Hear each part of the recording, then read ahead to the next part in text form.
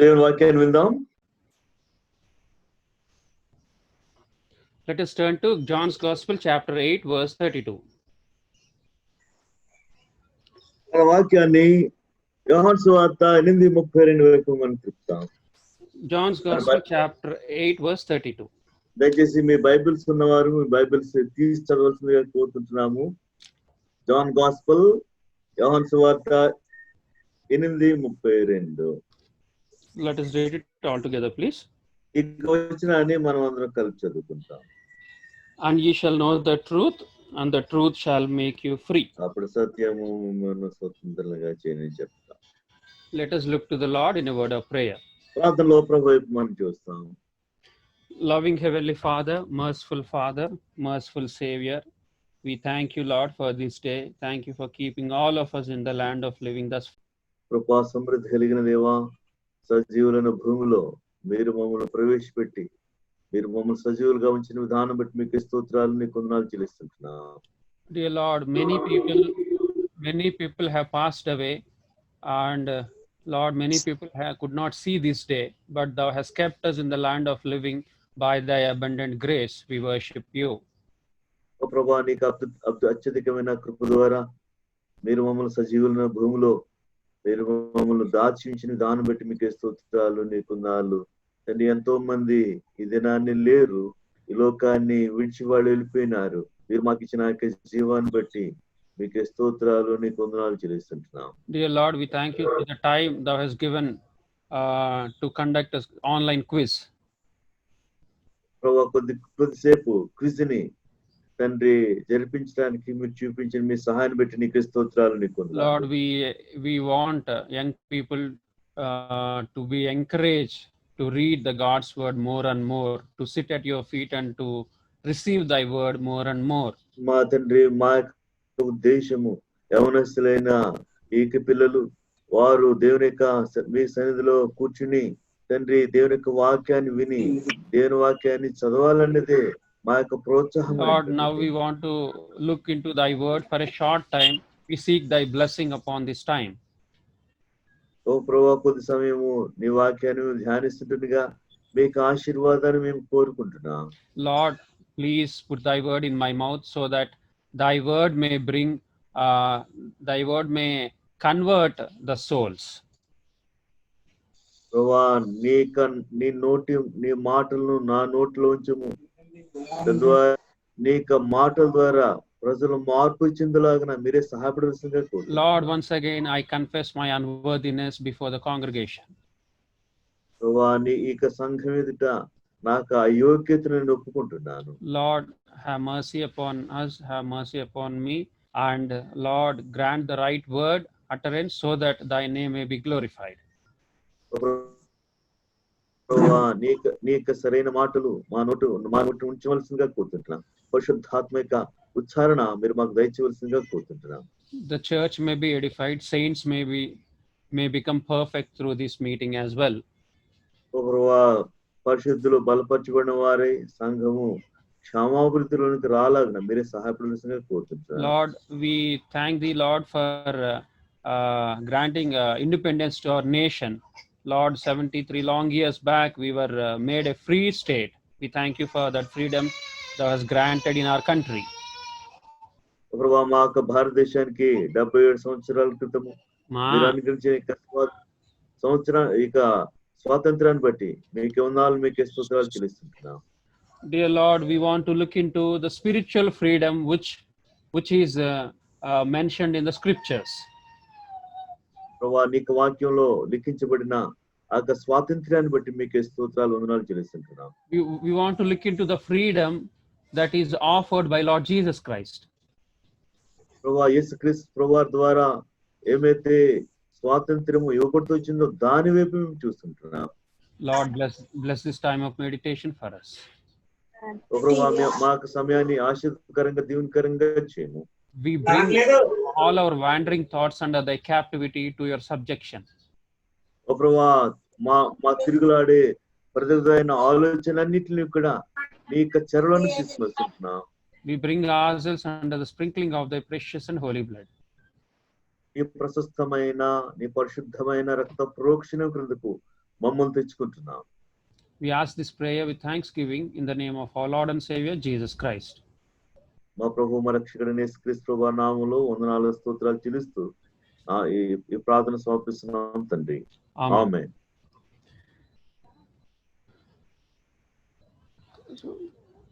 As we have read in John's Gospel chapter 8 verse 32, యోహాను సువార్త 8వ అధ్యాయం 32వ వచనంలో మనం చదివిన రీతిగా it says, "Ye shall know the truth, and the truth shall make you free." మీరు సత్యమును గ్రహించుదురు, సత్యము మిమ్మల్ని స్వతంత్రులుగా చేయును. So now the question is, what is truth? అది ప్రశ్న ఏంటంటే సత్యం అంటే ఏమిటి? You know, the same question was asked by Pontius Pilate as well. What is truth? అదే ప్రశ్నను పొంతి పిలాతు సత్యం అంటే ఏమిటి అని అడుగుతుంటున్నాడు. But he did not get the answer. He did not show an interest to get the answer from the Lord Jesus. ప్రభువైన యేసుక్రీస్తు వారి దగ్గర నుంచి జవాబు వచ్చే దాని కొరకు అతను ఏమాత్రం కూడా ఎదురు చూడలేదు. He said, "What is truth?" and he washed his hands and left that place. అతను ఒక ప్రశ్న వేశాడు, కానీ జవాబు వచ్చే పర్యంతము తాను వేచి ఉండకుండానే తన చేతులు తను కడుక్కుంటూ వచ్చినాడు. So he is not interested to know what is truth. తనకి సత్యం అంటే ఏంటో తెలుసుకోవాలని ఆ తృష్ణ, ఆ కోరిక అతనిలో లేదు. If you don't know what is the truth, how can you know that truth will set you free? ఒక సత్యమే నీకు తెలియనట్లయితే సత్యము నిన్ను ఏ విధమైన రీతిలో స్వాతంత్రుడిగా చేస్తుంటుంది? You should know what is the truth first. మొట్టమొదటిగా సత్యం అంటే ఏంటో తెలుసుకోవాలి. I will show you two references which shows what is truth. నేను రెండు వాక్య భాగాలు మీకు చూపిస్తాను. సత్యం అంటే ఏంటో దాని ద్వారా మనకు తెలుస్తుంది. John's Gospel chapter 17 verse 17. యోహాను సువార్త 17:17. John's Gospel 17 verse 17, please.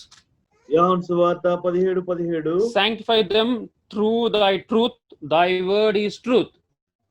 సత్యమందు వారిని ప్రతిష్ఠ చేయము, నీ వాక్యమే God's సత్యము. word is the truth. దేవుని వాక్యమే సత్యమై ఉంటున్నది. So if you know the truth, if you know the God's word, that God's word has the ability to set you free from all kinds of bondages. దేవుని వాక్యమే సత్యమై ఉంటున్నది అంటే దేవుని యొక్క వాక్యాన్ని తెలుసుకున్నట్లయితే దేవుని యొక్క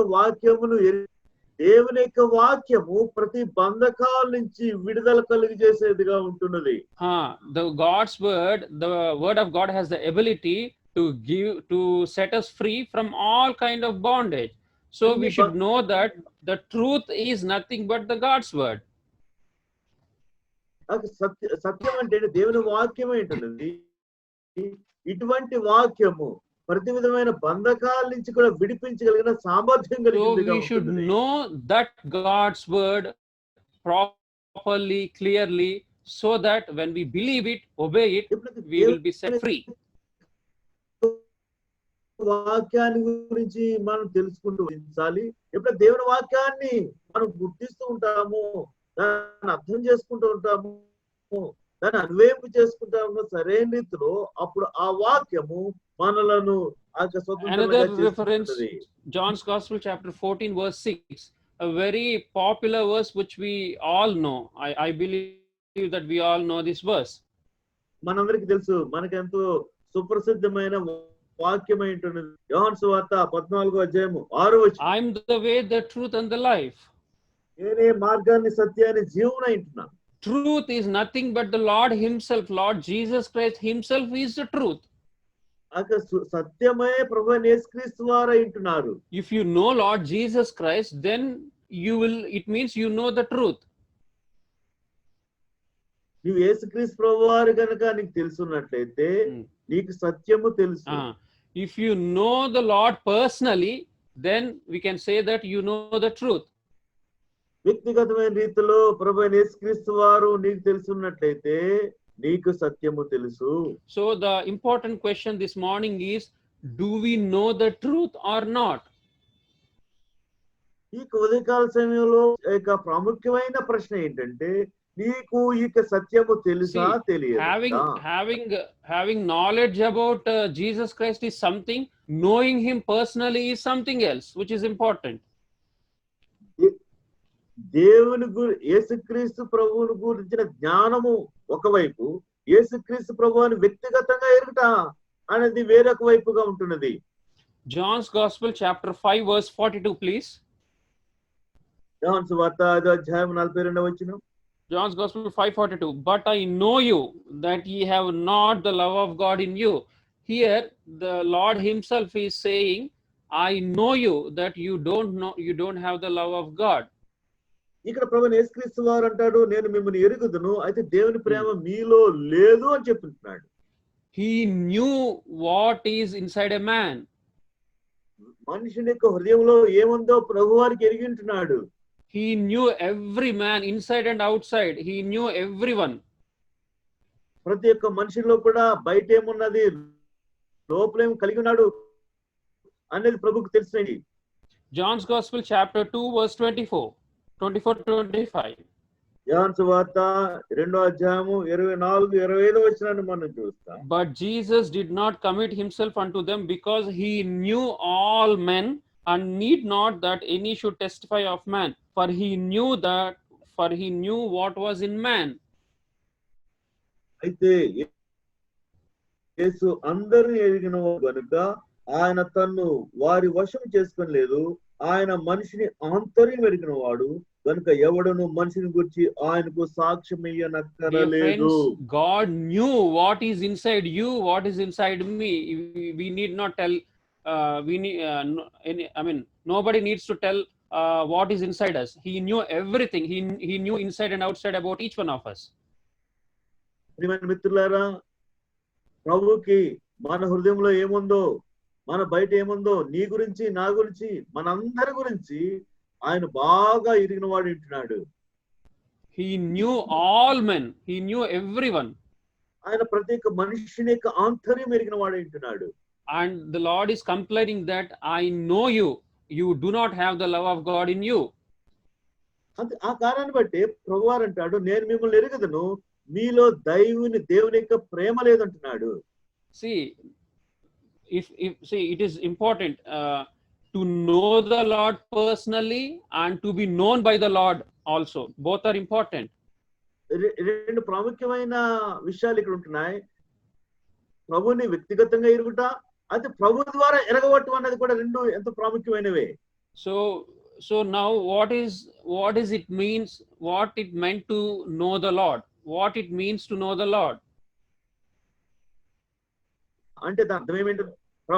ప్రభుని ఎరుగుట దాని అర్థం ఏమిటి? So knowing the Lord in the sense not having knowledge about him. ప్రభుని ఎరుగుట అంటే దాని అర్థం ఏంటంటే ప్రభువుని గురించిన జ్ఞానం కలిగి ఉండటం కాదు. We can say that I know Mr. Modi, but it means I have knowledge about Mr. Modi. అదే మన ప్రధానమంత్రి అయిన మోదీ గురించి మనకు తెలుసు అని చెప్తాము. దాని అర్థం ఏంటంటే అతని గురించిన జ్ఞానం కొద్దిగా ఆయన గురించి మనం ఎరిగింటున్నాం. But I don't know what is he inside actually. అయితే తన హృదయంలో ఏముందో అది నాకు తెలియదు. So it is important to know the Lord personally. That is important. వ్యక్తిగతమైన రీతిలో ప్రభువుని ఎరిగి ఉండుట అది ఎంతో ప్రాముఖ్యమైనది. See, Apostle Paul in Philippians chapter 3, I think in verse 11, he says, I want to know the Lord.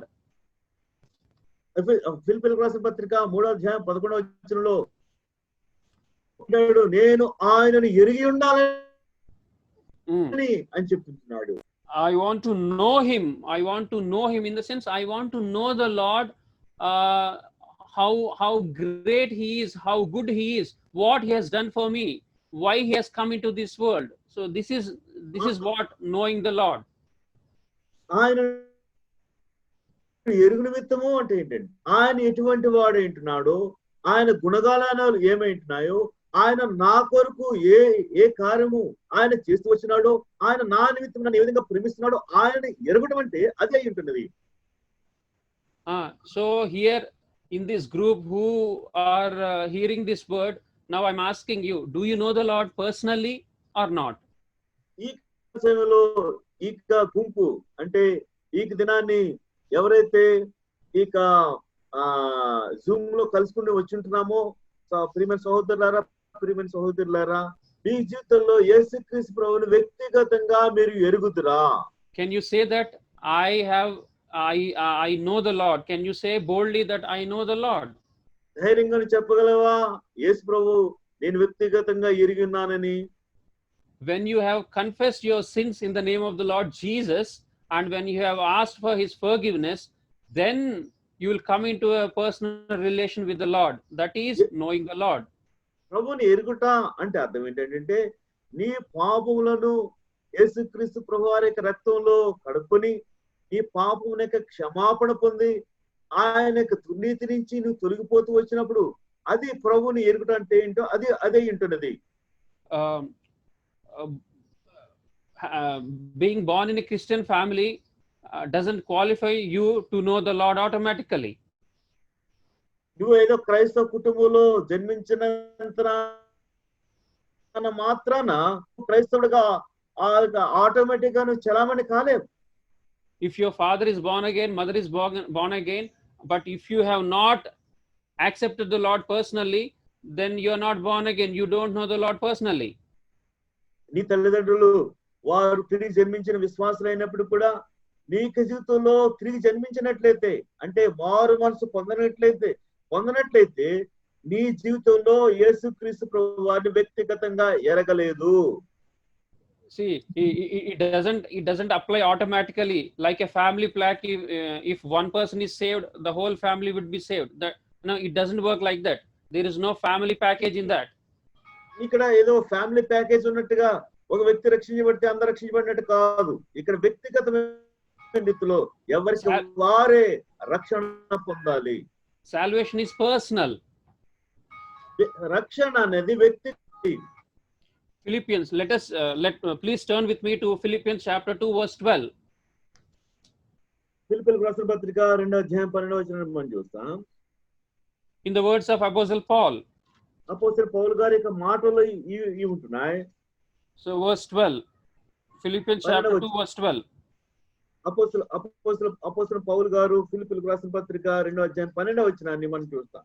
Wherefore, my beloved, as ye have always obeyed, not as in my presence only, but now much more in my absence, work out your own salvation with fear and trembling. కాగా నా ప్రియులారా, మీరు ఎల్లప్పుడూ విధేయులై ఉన్న ప్రకారము నా ఎదుట ఉన్నప్పుడు మాత్రమే గాక మరి ఎక్కువగా నేను మీతో లేని కాలమందును భయముతోను వణుకుతోను మీ సొంత రక్షణను కొనసాగించుకొనుడి. Here we see salvation. It is own salvation. It is a personal to individual. ఇక్కడ సొంత రక్షణ గురించి ఆయన మాట్లాడుతున్నాడు. అంటే వ్యక్తిగతంగా మనందరికీ వ్యక్తిగతంగా ఇవ్వబడిన రక్షణ ఉంటున్నది. It is salvation is individual to every person born on this earth. ఈ లోకంలో జన్మించిన ప్రతి వ్యక్తి యొక్క జీవితంలో కూడా సొంత రక్షణను వ్యక్తిగతంగా కలిగి ఉండాలి. We cannot inherit salvation from our parents or from our grandparents. మన తాతల దగ్గర నుంచి గాని మన తల్లిదండ్రుల దగ్గర నుంచి అది ఏదో స్వాస్యంగా ఆ రక్షణ మనకు లభించదు. Absolutely, it is not an inheritance to receive. It is a personal experience. If you have confessed your sins very honestly in the sight of the Lord, then you are saved. That is salvation, your own salvation. నీకు వ్యక్తిగతమైన రక్షణ దగ్గరికి వచ్చినప్పుడు మీకు తాతల దగ్గర నుంచి తల్లిదండ్రుల దగ్గర నుంచి ఇచ్చిన స్వాస్థ్యం కాదు ఈ రక్షణ. ఇక రక్షణ ఎటువంటిదంటే నీ పాపంలో నువ్వు ఒప్పుకున్నట్లయితే యేసుక్రీస్తు ప్రభువారిని రక్షకునిగా నీకు స్వీకరిస్తూ వచ్చినప్పుడు అత్యధికమైన రీతిలో రక్షణ లభిస్తుంటున్నది. Romans chapter 10 verse 9 please. రోమా 10:9 మనం చూస్తాం. రోమీయులకు రాసిన పత్రిక 10:9. If thou shalt confess with thy mouth the Lord Jesus, and shalt believe in thine heart that God hath raised him from the dead, thou shalt be saved. అదే ఏమనగా యేసు ప్రభువుని దేవుడు మృతుల నుండి ఆయన లేపనని నీ హృదయం విశ్వసించినట్లా నీవు రక్షింపబడుదువు. Have you said these words that Lord, you are the Lord of my life? Have you said it any time? ఏ సమయంలో అయినా ప్రభువా నీవే నా జీవితానికి ప్రభు అని చెప్పావా? Have you confessed your sins in his precious name? ఆయన ప్రశస్తమైన నామములో నీ పాపములను ఒప్పుకుంటూ వచ్చినావా? Did you believe that God the Father has sent Jesus Christ for the propitiation of our sins? నీక పాపముల యొక్క ప్రాయశ్చిత్త నిమిత్తమై తండ్రి అయిన దేవుడు తన కుమారుడైన యేసుక్రీస్తు వారిని పంపారని నీవు ఎరిగి ఉంటున్నావా? Two things should happen to assure that you are a saved person. నువ్వు రక్షించబడ్డావు అని చెప్పడానికి రెండు ఖచ్చితంగా ఉండే నిర్ధారణ సంగతులు కనిపిస్తాయి. You should say that prayer that Lord, I am a sinner. This is the first thing. మొట్టమొదటిగా నువ్వు చెప్పే మొట్టమొదటి మాట ఏంటంటే ప్రభువా నేను పాపిని. And you have to believe in the heart that he has died for your sins. నీకు హృదయంలో నువ్వు నా కొరకు ప్రభువు చనిపోయాడని నీ హృదయంలో విశ్వసిస్తా. Confession with the mouth and believing in the heart, then salvation comes to you. నీ నోటి ద్వారా నువ్వు ఒప్పుకుంటావు, హృదయమందు విశ్వసిస్తావు, ఈ కారణాన్ని బట్టి నీకు రక్షణ లభిస్తుంటున్నది. And another thing, when you are saved, you are confessing that Jesus Christ is the Lord of your life. ఎప్పుడైతే నువ్వు ఒప్పుకుంటూ వచ్చిన సమయంలో యేసుక్రీస్తు ప్రభువారే నీకు జీవితానికి ప్రభువు అని ఒప్పుకుంటావు. See, there are two words for our Lord, Lord and Jesus. Two words are there. ఇక్కడ రెండు మాటలు కనిపిస్తుంటున్నాయి. ఒకటి ప్రభువు, ఇంకోటి ఏంటంటే యేసుక్రీస్తు. I mean Jesus Christ, two words. యేసుక్రీస్తు అంటే రెండు మాటలు ఉంటున్నాయి. Jesus means savior. He shall save his people from their sins. Matthew's Gospel 1:21. మత్తయి సువార్త 1:21 ప్రకారం యేసు అంటే రక్షకుడు, ఆయన తన ప్రజలను వారి పాపల నుండి రక్షిస్తాడు. ఆయన తన ప్రజలను వారి పాపం నుండి ఆయనే రక్షించును గనక ఆయనకు యేసు అని పేరు పెట్టుదు. He is a saviour. Jesus means saviour. Yesu అనగా రక్షకుడు అంటున్నాడు, తన ప్రజలను వారి పాపం నుంచి రక్షిస్తాడు. But Christ means the anointed one. Jesus Christ was anointed by the Father to be the Lord over your life and my life. యేసు క్రీస్తు అంటే అభిషక్తుడు అనగా ఆయన ఏది మెనితిలో అభిషక్తుడు అంటే తండ్రి అయిన దేవుని ద్వారా నీకు నాకు ప్రభువుగా ఉండేదానికి ఆయన అభిషక్తుడవుతూ వచ్చినాడు. Acts of Apostles chapter 10 verse 38. అపోస్తలుల కార్యాలు 10వ అధ్యాయము 38వ వచనాన్ని మనం చూస్తాం. How God anointed Jesus of Nazareth with the Holy Ghost and with power. God anointed the Lord Jesus to be the Lord of our lives. ప్రభు ఇక్కడ మనం చూస్తుంటాం, దేవుడు నజరేయుడైన యేసును పరిశుద్ధాత్మతోను శక్తితోను అభిషేకిస్తూ వచ్చినాడు నీకు నాకు ప్రభువుగా ఉండేదానికి. Who will anoint? If you anoint a person, then it means he is a king. He is a king for us. ఏక వ్యక్తిని సరే మనం అభిషేకిస్తే ఆ వ్యక్తి మనకు రాజుగా ఉంటాడు.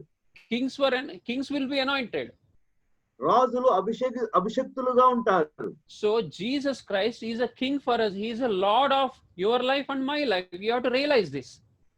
మనకి జీవితంలో మనం అర్థం చేసుకోవాల్సింది అంటే యేసుక్రీస్తు ప్రభువారు రాజుగా అభిషేకం పొందిన కారణాన్ని బట్టి ఆయన నీ జీవితానికి నా జీవితానికి ప్రభువుగా ఉంటూ వచ్చినాడు. We all want Jesus, Savior, to be saved, to receive something and to receive help from him. We like Jesus, but we don't want Christ. We don't want the lordship of the Lord Jesus. యేసు అంటే ఆయన రక్షకుడు అంటున్నాడు. అంటే ఏంటంటే ఆయన దగ్గర నుంచి మనకు లభిస్తుంటుంది, ఆయన ద్వారా మనకు రక్షణ లభిస్తుంటుంది.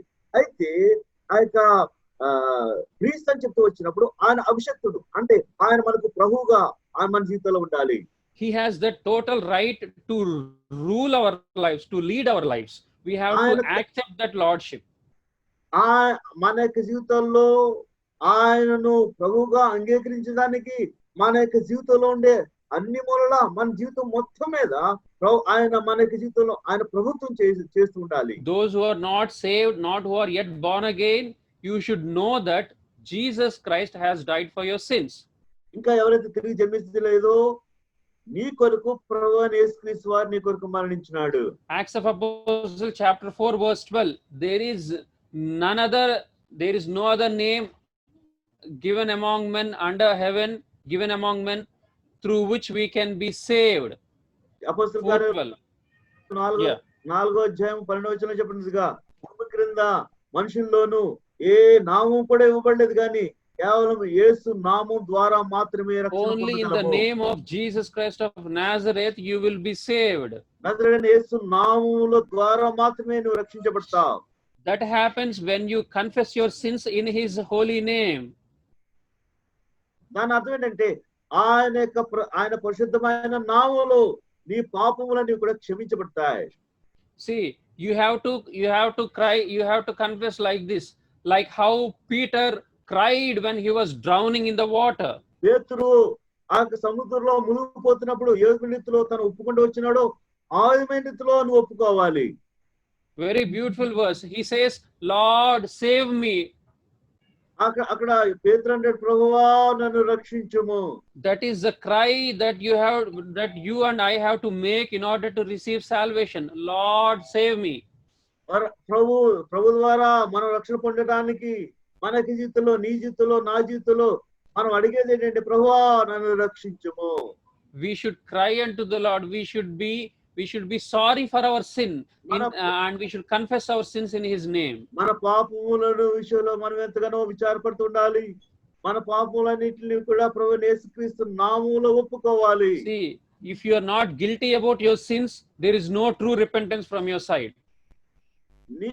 నీకు జీవితంలో నీ పాపం విషయంలో నువ్వు అపరాధమని నువ్వు ఇచ్చినట్లయితే నీక సరైన రీతిలో నువ్వు పాపాలు పశ్చాత్తాపడలేదు. పాపం విషయంలో నువ్వు ఏమాత్రం కూడా పశ్చాత్తాపడలేదు. What is repentance? పశ్చాత్తాపం అంటే ఏంటి? Feeling bad about your sins, feeling bad about your sinful life. నీ పాపం విషయంలో, అదే రీతిలో నీ పాప జీవిత విషయంలో ఎంతగానో విచారపడతావు. You should feel bad about your sins. You should feel guilty. That is the true repentance. నీకు పాప విషయంలో ఎంత చెడుగా నీ పాపల విషయంలో విచారపడుతూ వచ్చినప్పుడు అపరాధిగా నువ్వు ఆ విషయంలో కనుక విచారపడుతూ వచ్చినప్పుడు you should realize that you have done something wrong against the Lord. That is true repentance. దేవునికి వ్యతిరేకంగా నువ్వు పాపం చేసావు కాబట్టి దాన్ని ఒప్పుకోవటం, దాన్ని ఎరిగి ఉండటం. Lord, I have done like that. I have said like that. I have done something which I should not done. And that is how you feel bad about what you have done. That is true realization, true repentance.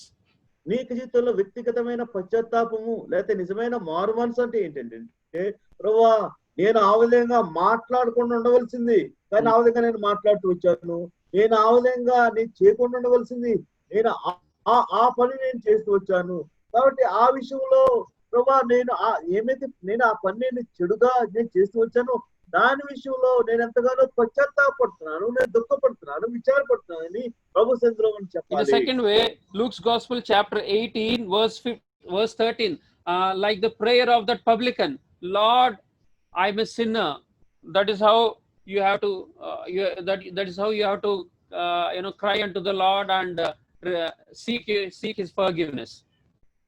ప్రభువారి యొక్క క్షమాపణ పొందిన విధమై ఏ విధమైన రీతిలో లోకసువార్త 18:13 వచనంలో ఆ యొక్క సుంకరి ఏ విధమైన రీతిలో తను పశ్చాత్తాపడుతున్నాడు. అయ్యో ప్రభువా నేను పాపిని, నా యొక్క కన్నులు ఆకాశం ఎత్తడానికి కూడా నేను సరిపోను, అయోగ్యుడు, ఏ విధమైన రీతిలో సంకరు ఒప్పుకుంటూ వచ్చినాడు. నేను కూడా ఆ విధమైన రీతిలో ఒప్పుకోవాలి. He is desiring the mercy of the Lord. He is saying, God, be merciful to me, I'm a sinner. అతను అంటాడు, ప్రభువా నన్ను కరుణించుము, నేను పాపిని అని రొమ్ము కొట్టుకుంటున్నాడు. See, that is, if you have said like that, if you have confessed your sins like that, if you have felt sorry about your sins, then you are a saved child of God. నీవు ఆ విధమైన రీతిలో ఆ పాప విషయంలో విచారపడుతూ వచ్చినప్పుడు, ఆ పాప విషయంలో పశ్చాత్తాపడుతూ వచ్చినప్పుడు, ఆ పాప విషయంలో నువ్వు ఎంతగానో దుఃఖంతో నింపబడుతూ వచ్చినప్పుడు, ఆ విషయంలో ఆ పాప విషయంలో నేను ఎంత చెడుతనం నేను చేస్తూ వచ్చాను అని ఎప్పుడైతే నువ్వు పశ్చాత్తాపడుతుంటావో అప్పుడు నువ్వు రక్షించబడతావు. Then you are and also you are accepting Jesus Christ to be the Lord of your life అప్పుడు by saying, Lord, have mercy on me. ఎప్పుడైతే ప్రభువా నన్ను యేసుక్రీస్తు ప్రభువాన్ని నీ జీవితానికి ప్రభువుగా ఉండడానికి నువ్వు అనుమతిస్తావు. But the most of us, we are not under the lordship, under the headship of the Lord Jesus. మనలో చాలా మంది కూడా ప్రభు యేసుక్రీస్తు ప్రభు వారి యొక్క శిరసత్వం క్రింద కానీ ఆయన యొక్క ప్రభుత్వం క్రింద కానీ మనం రాము. We don't want anybody to rule our lives. We want to be independent. We want to do as if we like. మన జీవితాల్లో మన ఇష్టానుసారంగా ఉండాలని కోరుకుంటాం. ఏ వ్యక్తి కూడా మన జీవితాల మీద ఏలుబడి చేయాలని ఏమాత్రం కూడా కోరము. See, Israelites, they asked Samuel to appoint a king over them. They don't want the Lord to rule their lives. ఇశ్రాయేలు ప్రజలు సౌలు వారి జీవితంలో ఏలుబడి చేయాలని కోరుతూ అయితే వారి జీవితంలో ఏమాత్రం కూడా రాజ్యం చేయకూడదని, ప్రభు వారి జీవితంలో ప్రభుత్వంగా ఉండకూడదని కోరుతూ వచ్చాడు. What did God told to Samuel? అయితే సమయంతో ప్రభు ఏం మాట్లాడుతుంటున్నాడు? See, 1 Samuel, మొదటి సమూయేలు గ్రంథం chapter 8 verse 7. 8:7. 8వ అధ్యాయం 7వ వచనాన్ని మనం చూస్తాం. And the Lord said unto Samuel, hearken unto the voice of the people in all that they say unto thee, for they have not rejected thee, but they have rejected me, that I should not reign over them. అందుకు యెహోవా సమూయేలుకు సెలవిచ్చింది ఏమనగా, జనులు నీతో చెప్పిన మాటలన్నిటి ప్రకారము జరిగింపుము. వారు నిన్ను విసర్జింపలేదు గాని తమ్మును ఏలకుండా నన్నే విసర్జించి ఉన్నారు. See, the Lord said they don't want me to rule them. They want a different person. They want another person. So they have not rejected. You don't feel bad about that. They have rejected me and they don't want me to rule their lives. That's what the Lord said. ఇక్కడ ప్రభు సమూయేలుతో అంటున్నాడు, ఓ సమూయేలా, వారు ఇశ్రాయేలు ప్రజలు వారు కేవలం నిన్ను విసర్జించడం మాత్రమే కాదు కానీ వారి జీవితాల్లో నేను ప్రభువుగా ఉండేదానికి వారు విసర్జిస్తూ వచ్చినారని ప్రభు అంటే మాట్లాడుతున్నాడు. Chapter 12, 1 Samuel chapter 12 verse 17, second portion. మొదటి సమూయేలు గ్రంథం 12వ అధ్యాయం 17వ వచనం మొదటి భాగాన్ని మనం చూస్తాం. Second portion, that ye may perceive and see that your wickedness is great, which ye have done in the sight of the Lord in asking you a king. మీరు రాజు నిర్ణయింపని అడిగిన చేత యెహోవా దృష్టికి మీరు చేసిన కీడు గొప్పదని మీరు గ్రహించాలి. Asking a king in place of the Lord is a great wickedness in the sight of the Lord. రాజుని అడగటము దేవుని యొక్క దృష్టిలో ప్రభు ఏలకుండా వేరొక రాజుని అడగటం అనేది దేవుని దృష్టిలో గొప్ప దుష్టత్వంతో నింపబడింది. Till that point of time, Israelites had only the God the Father as their king. There is no other king. Only prophets were guiding them. అంతవరకు కూడా ఇశ్రాయేలుకి రాజు లేకుండా వచ్చినాడు, ప్రభువే వారికి రాజుగా ఉంటూ వచ్చినాడు. ప్రవక్తలు ఇశ్రాయేలు ప్రజలను వారు నడిపిస్తూ వచ్చినారు. But when they have asked some other person, when they have asked Samuel to appoint some other person as king, it means they have rejected the lordship of the Lord, which was a great wickedness in the sight of the Lord. అయితే ఇశ్రాయేలు ప్రజలందరూ కూడా సమూయేలు దగ్గరికి వెళ్ళి సమూయేలుతో అంటున్నారు, మాకు వేరొక వ్యక్తిని మాకు రాజుగా ఉంచు. దాని అర్థం ఏంటంటే మా జీవితాల్లో ప్రభువు యేసుక్రీస్తు వారు మాకు ప్రభువుగా ఉండటానికి రాజుగా ఉండటానికి వీల్లేదు, వేరొక వ్యక్తి మాకు రాజుగా ఉండాలని ప్రభుని వాడు తృణీకరిస్తూ వచ్చారు. దాని అర్థం ఏంటంటే ఎప్పుడైతే ఇశ్రాయేలు ప్రజలు ప్రభువుని ఆయనకు ప్రభుత్వం కింద రాకుండా ఉంటూ వచ్చినారో అంటే దేవుని దృష్టిలో గొప్ప దుష్టత్వాన్ని వారు జరిగిస్తున్నారు. Asking some other person to rule your life instead of the Lord is a great wickedness in the sight of the Lord.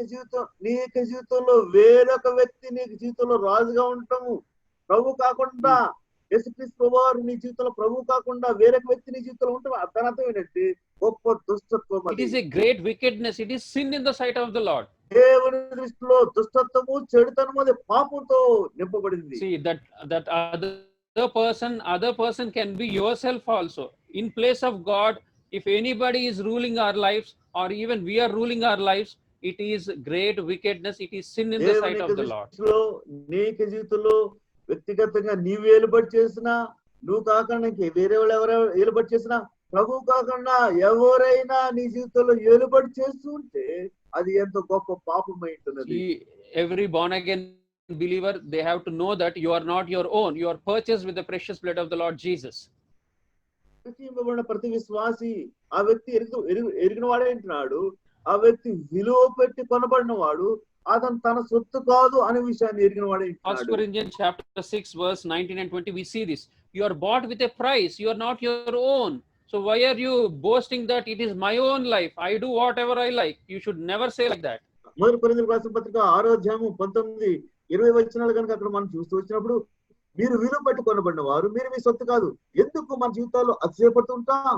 ఎందుకు మన జీవితంలో నా ఇష్టం, నా ఇష్ట ప్రకారంగా నేను జీవించాలని ఎందుకు అతిశయపడుతూ ఉంటాను, గర్విస్తూ ఉంటావు? Young people, you should never say that it is my own life, I want to do whatever I like. You should be, you should come under the subjection of the Lord and heed the counsel of your parents. ప్రియమైన యవనస్తులారా, ఎందుకు మీ జీవితాల్లో నా జీవితం నా ఇష్టము అని మీరు చెప్తుంటారు? మీ తల్లిదండ్రులు ఏమైతే చెప్తున్నారు దానికి మీరు వినయ విధేయతలతో వారి యొక్క ఆధిపత్యం కిందకి రావాల్సిందిగా కోరుతున్నాం. See, we have seen in the quiz, the Lord Jesus himself is under the subjection of his parents. So then how much should you and I be under the subjection of our spiritual parents and our heavenly Father? We have to think. క్విజ్లో మనం చూస్తూ వచ్చినాం, ఏదు రీతిలో ప్రభువైన యేసుక్రీస్తు వారు తన తల్లిదండ్రులకి లోబడుతూ వచ్చినాడు అనగా, దేవాది దేవుడు ప్రభువులకు ప్రభు అయిన యేసుక్రీస్తు వారే ఈ లోక సంబంధమైన తల్లిదండ్రులకి ఎంతో విధేయత చూపిస్తుంటే, మీ జీవితంలో నా జీవితంలో ఆత్మ సంబంధమైన తల్లిదండ్రులకి అనగా దేవాది దేవునికి ప్రభువులకు ప్రభువుకు ఇంకెంతగా ఆయనకు మనం విధేయత చూపించాలి అనే అధికారం కిందకి మనం రాగలగాలి. Do we want only Jesus as Savior, or do we want Christ also? నీకు జీవితంలో యేసుక్రీస్తు వారే రక్షకుడిగా ఉండాలా, క్రీస్తు కూడా నీ జీవితానికి కావాలా? Jesus, he should be the Christ, he should be the Lord of our lives. Then only we would be blessed. యేసు నీ జీవితంలో క్రీస్తుగా ఉండాలి అనగా, యేసు ప్రభువారు నీ జీవితంలో ప్రభువుగా ఉండాలి. అప్పుడు మాత్రమే మనం ఆశీర్వదించబడగలము. So now we have started with this thought. Salvation is personal. It is personal, individual to everyone. మనము రక్షణ వ్యక్తిగతము అనే తలంపుతో మనం ప్రారంభిస్తూ వచ్చినాం. రక్షణ వ్యక్తిగతము, అది ప్రతి ఒక్కరికి వ్యక్తిగతమైనది. So everybody should confess their sins in the name of the Lord and receive him. Then only they will be saved. ప్రతి ఒక్క వ్యక్తి కూడా తన పాపముల విషయమై పశ్చాత్తాపడాలి, పాపాలను ఒప్పుకోవాలి. అప్పుడు మాత్రమే ఆ వ్యక్తి రక్షించబడతాడు. You should be very honest enough when you confess your condition before the Lord. ప్రభు సన్నిధిలో నీ పాపాలని ఒప్పుకునే ఆ సందర్భం ఏమైతే ఉందో, నీ యొక్క ఆ ఒప్పుకోలు ఎంత యథార్థమైన రీతిలో ఉండాలి. We should confess like how David confessed in Psalms 51 verse 4 and 5. ఏ విధమైన రీతిలో దావీదు కీర్తనలు 51:4-5 వచనాల్లో తన పాపాలు వచ్చినాడో, నీ జీవితంలో కూడా ఆ విధమైన రీతిలో ఒప్పుకోవాలి. See Psalms 51 verse 4. కీర్తనలు 51:4, Against thee only have I sinned and done this evil in thy sight. నీకు కేవలము నీకే విరోధంగా నేను పాపము చేసి ఉన్నాను. So David is confessing very openly, Lord, against you I have sinned. That is true confession.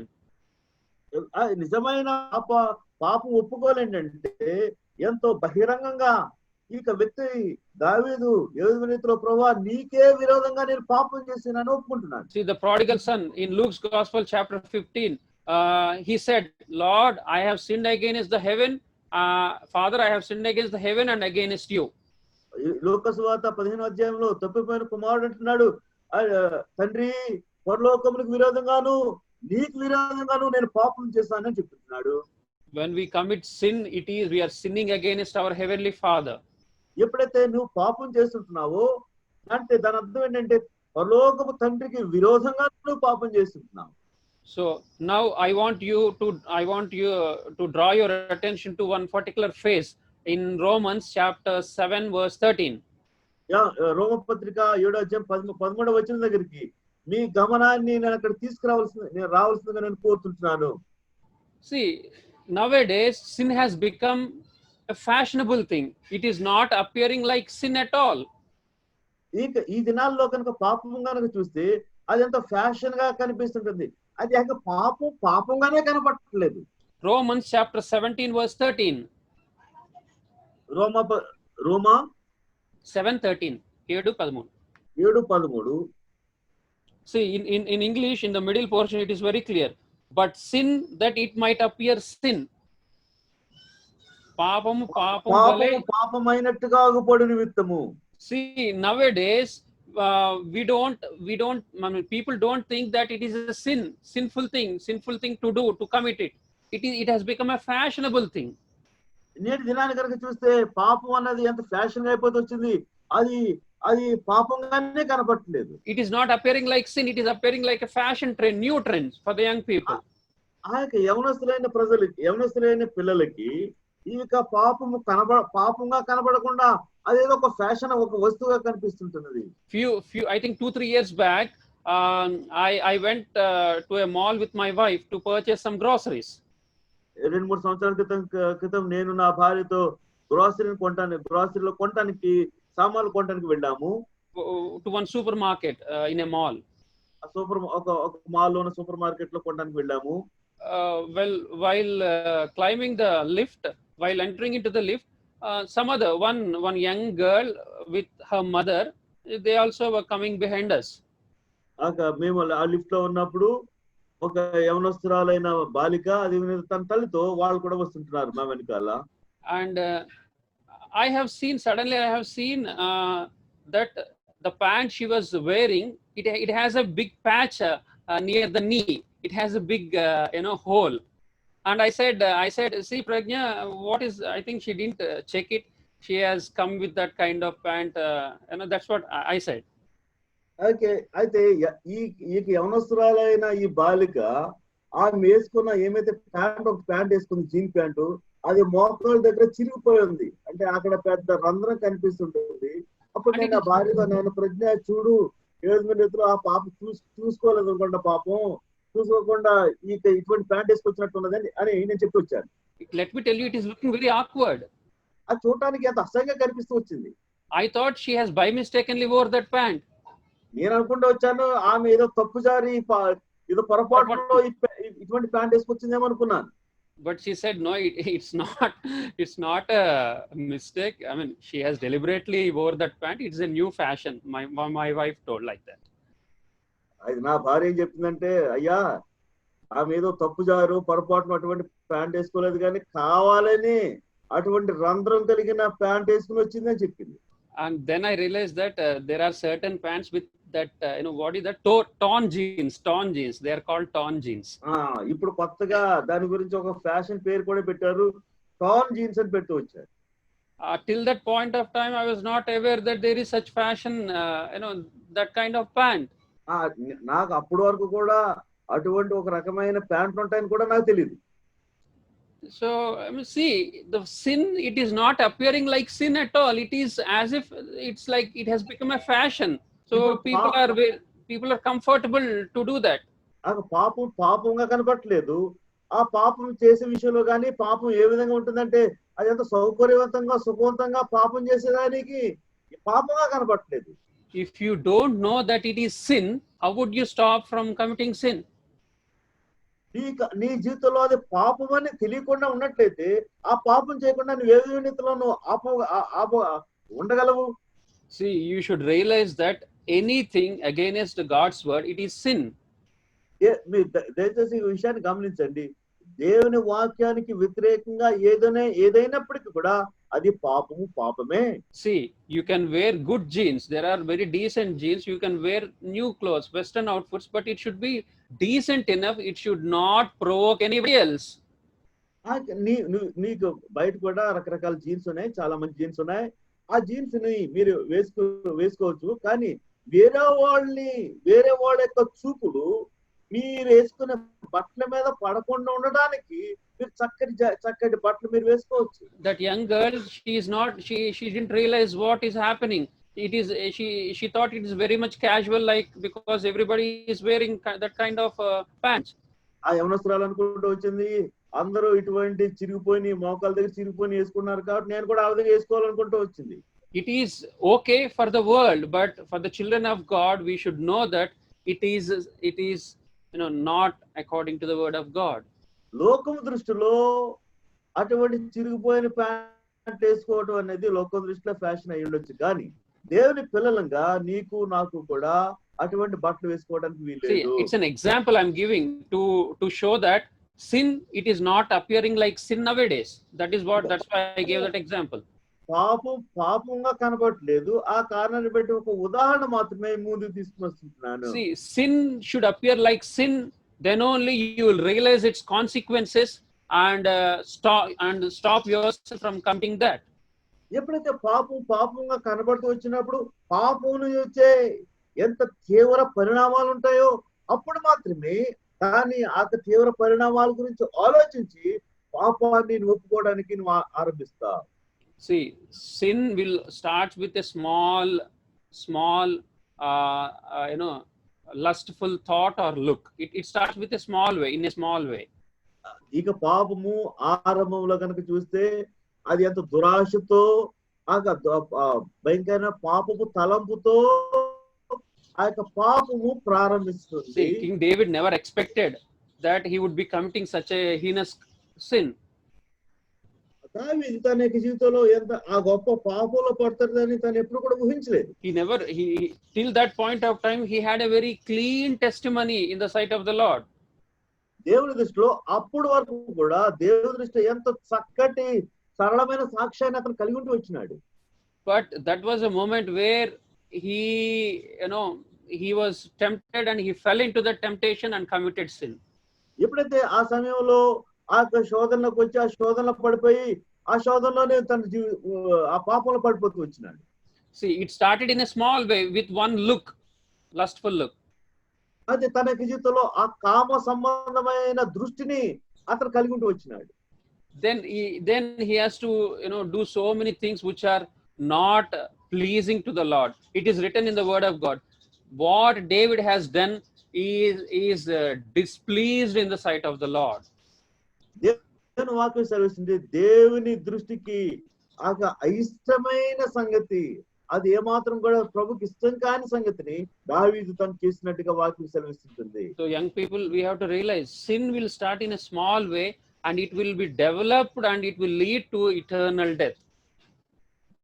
పాపం అన్నది ఎంతో సామాన్యమైన రీతిలో చిన్నగా ప్రారంభిస్తుంటుంది, అది పెద్దగా ఎంతో గొప్ప ఆ భయంకరమైన నాశనంలోనికి నేను త్రోసివేస్తుంది. It will pull you till you are destroyed, till you are drawn to eternal destruction. ఆ నిత్యత్వమైన ఆ యొక్క నాశనానికి వెళ్లే పర్యంతము ఈ పాపం అక్కడ వరకు తోసుకుంటూ వెళ్తుంటుంది. See, so that's why we have to realize that sin should be sin, then only we can avoid that, we can overcome it. ఎప్పుడైతే పాపంగా మనం గుర్తిస్తుంటామో ఆ పాపాన్ని మనం పాపంపై జయం పొందగలము, పాపాన్ని మాత్రం పట్టించకుండా ముందుకు కొనసాగించగలము. Only the God's word can show you what is sin and what is not sin.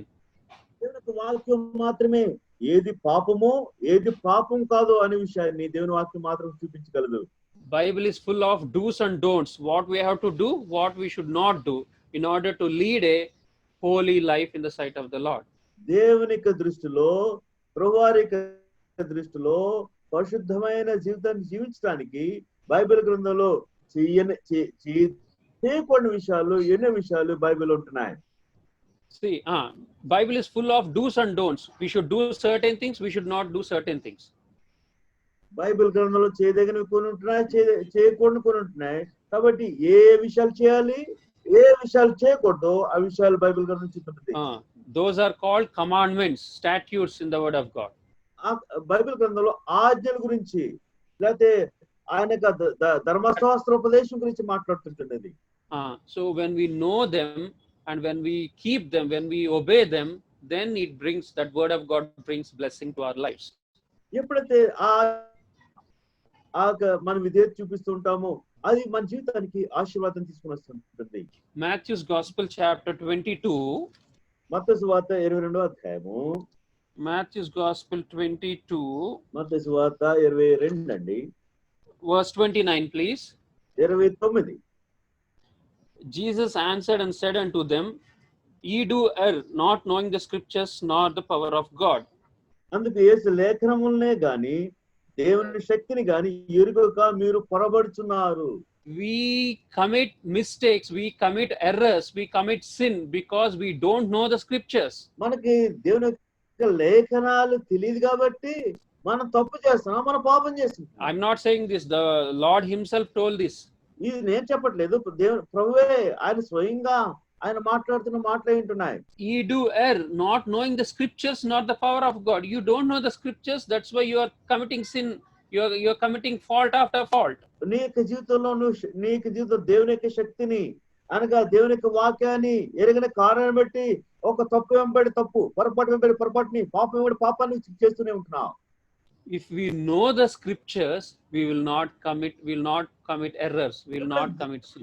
ఎప్పుడైతే దేవుని యొక్క వాక్యాన్ని కనుక, దేవుని యొక్క లేఖన భాగాలను కనుక ఎరిగినప్పుడు నువ్వు పాపం చేయవు, చేయజాలవు. Psalms 119 verse 11, Thy word have I hid in my heart that I might not sin against thee. 119వ కీర్తన 11వ వచనం చెప్పినట్టుగా నీ ఎదుట నేను పాపం చేయకున్నట్టు నా హృదయంలో నీ వాక్యము ఉంచుకొని ఉన్నాను. See, it's not that we should have Bible knowledge, we should have knowledge in the mind. That word should sink into our hearts and it should hide in our heart so that that word will protect us from committing sin. అయితే దానికి అర్థం ఏంటంటే దేవుని వాక్యాన్ని ఏదో మన యొక్క బుర్రలో ఉంచుకోవడం మాత్రం కాదు, కానీ దేవుని యొక్క వాక్యము మన హృదయానికి వెళ్ళాలి. హృదయానికి వెళ్ళిన తర్వాత హృదయంలో నుంచి దేవుని వాక్యం మన జీవితంలో పనిచేస్తూ ఉండాలి. తద్వారా పాపం ఏంటేంటో చూపిస్తుండాలి. It will, that word that is hiding in our heart will stop us from committing sin, from falling into temptations. మన పాపం చేయకుండా, ఆ శోధనలో పడిపోకుండా మన హృదయంలో దాచబడిన వాక్యము ఆదిమనిలో మన భద్రపరిచేదిగా ఉంటుంది. See, only God's word can protect us from falling into sin, from committing sin. దేవుని యొక్క వాక్యము ప్రభువు మాత్రమే ఆ శోధనలో పడిపోకుండా, పాపంలో పడిపోకుండా మనకు జాగ్రత్తగా ఉండడానికి సహాయపడుతుంటుంది. So, see, we have seen the quiz. See, first we should know, we should read the scriptures, it should come here, and from there it should slowly enter into our heart, the word. మొట్టమొదటిగా దేవుని వాక్యాన్ని మనం చదవాలి.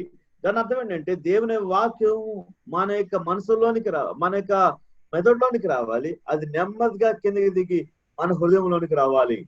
We should accumulate word of God on a daily basis into our hearts. కూడా దేవుని యొక్క వాక్యాన్ని మనం నింపుకుంటూ ఉండాలి. Like how we save, when we put money in a fixed deposit, on a daily basis that interest would be increased, right? So like that we should on a daily basis accumulate God's word in our heart. ఎప్పుడైనా డబ్బులు ఏదైనా సరే fixed డిపాజిట్లు కనుక ఇస్తే దాని నుంచి వడ్డీ ఏ విధమైన రీతిలో వస్తుంటుందో ఆ విధమైన రీతిలో దేవుని వాక్యాన్ని మన హృదయంలో మనం నింపుకుంటూ ఉండాలి. One verse every day, one verse. It means when we read one chapter, one or two thoughts we should understand, we should hide it in our hearts. Like that slowly the word of God would hide in our hearts. ఇప్పుడు మన ప్రతిదినము దేవుని వాక్యాన్ని మనం చదువుతుంటాము. ఒక అధ్యాయంలో ఒక వచనాన్ని కానీ రెండు వచనాలని కానీ కనుక మనం దాన్ని బాగా ధ్యానించి దాన్ని బాగా పట్టి అది మన హృదయంలో మనం ప్రతి దినము కూడా దేవుని యొక్క వాక్యాన్ని మన హృదయంలో దేవుని యొక్క వాక్యం చేత ఆ వచనాల ద్వారా మనం నింపుకుంటూ ఉండాలి. Friends, the question I would leave to you is sin appearing like sin to you, or is it appearing a fashionable thing? Are you okay even if you commit that sin? What is your condition? ఈ ఉదయకాల సమయంలో నీకు ఒక ప్రశ్న వేసి వదిలివేయాలని నేను ఆశపడుతుంటున్నాను. అదేంటంటే పాపంగా నీకు కనబడుతుంటుందా, లేదా పాపము నీ జీవితంలో పాపంగా కనబడకుండా ఉంటుందా? ఈ ఉదయకాల సమయంలో నీ పరిస్థితి ఏంటి?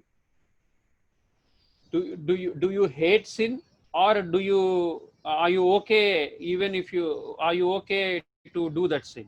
నీ పాపాన్ని ద్వేషిస్తున్నావా, లేదా పాపం విషయంలో నువ్వు ప్రేమను కలిగి ఉంటున్నావా? One example I'll give and I'll close. ఒక ఉదాహరణ మీకు ఇచ్చి నేను ముగిస్తాను. Judges 16:20 about Samson, it is written like this. న్యాయాధిపతులు 16వ అధ్యాయము 20వ వచనంలో సంసోను గురించి ఈ విధంగా లిఖించబడుతూ వచ్చింది. He was sleeping in the bosom of Delilah. ఆమె దెలీలా యొక్క ఆ రూమును ఆనుకొని నిద్రపోతుంటున్నాడు. He was sleeping in sin. ఆ పాపంలో నిద్రపోతున్నాడు. And he was thinking that the Lord was with him. అప్పుడు అతను అనుకుంటున్నాడు ప్రభు నాతో ఉన్నాడు అనుకుంటున్నాడు. But it is written in 16:20, he wished not that the Lord has departed from him. ఆ 16 న్యాయాధిపతులు 16:20లో ప్రభు అతని విడిచినని అతనికి తెలియలేదు. యెహోవా అతన్ని ఎడబాసనని he is not aware that the Lord has left him long time back. యెహోవా అతని చాలా కాలం క్రితం ఎడబాసనని అతనికి తెలియలేదు. If we are living with sin, God will never stay with us. నువ్వు పాపంలో కనుక నువ్వు జీవించినట్లయితే ప్రభువు నీతో ఉండడు. See in the life of Joseph, Genesis 39:2, the Lord was with Joseph and he was a prosperous man. ఆదికాండం 39వ అధ్యాయం 2వ వచనంలో మనం చూస్తాం యెహోవా యోసేపునకు తోడై ఉండెను, ఆ కారణాన్ని బట్టి అతను అభివృద్ధి పొందుచు ఉండెను. Will the Lord be with Joseph if he is committing sin?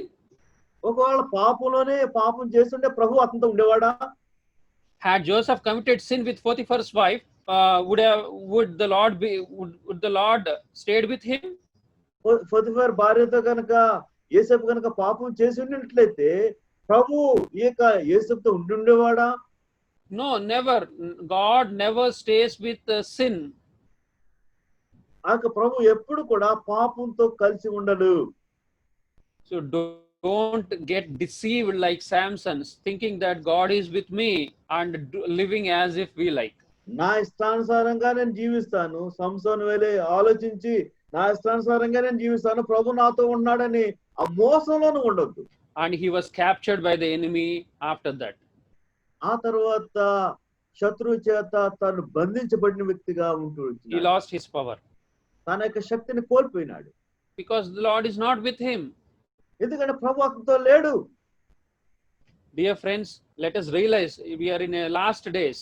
Okay, we have to live a holy life in order to be accounted worthy when the Lord comes suddenly to take us. మనం ఎంతో చివరి కాలంలో ఉంటున్నాం. పరిశుద్ధమైన జీవితాన్ని మనం జీవిస్తూ ఉండాలి.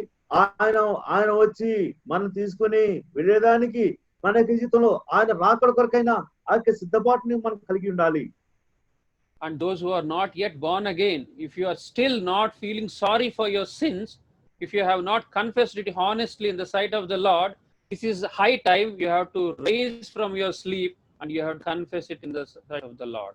ఈ ఉదయకాల సమయంలో ఇంకా నువ్వు తిరిగి జన్మించినట్లయితే, ఇంకా నువ్వు నీ పాపం విషయంలో పశ్చాత్తాపడినట్లయితే, ఇంకా నువ్వు ప్రభు దగ్గరికి తిరిగినట్లయితే ఎంతో చాలా ఎక్కువ సమయం అయిపోయింది.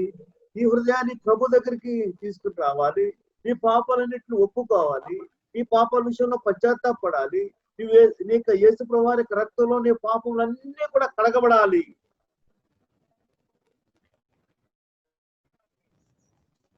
High time to rise out of our sinful life. ఇక పాప జీవితాన్ని నుంచి నువ్వు లేవాలి.